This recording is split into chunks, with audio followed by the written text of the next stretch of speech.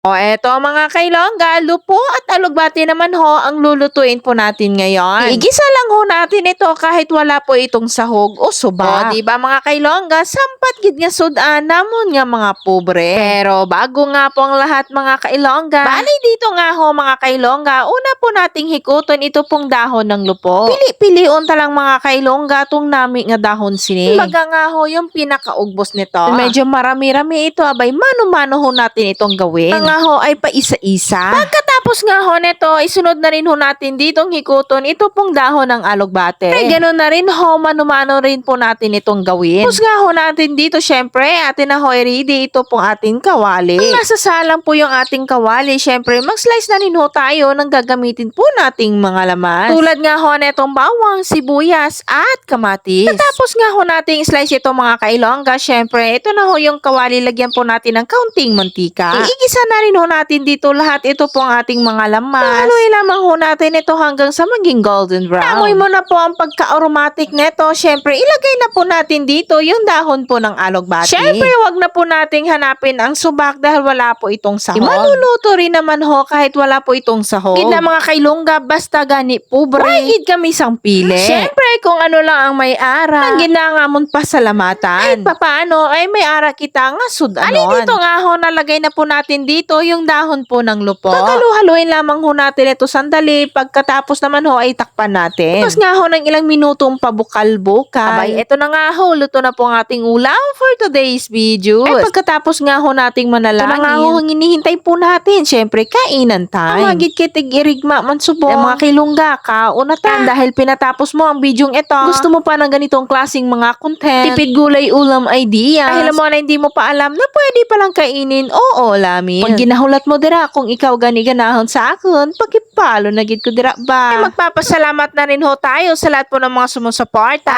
At hanggang dito na nga lang ho mo ng ating video mga kailongga. Salamat sa inyong panonood. God bless us.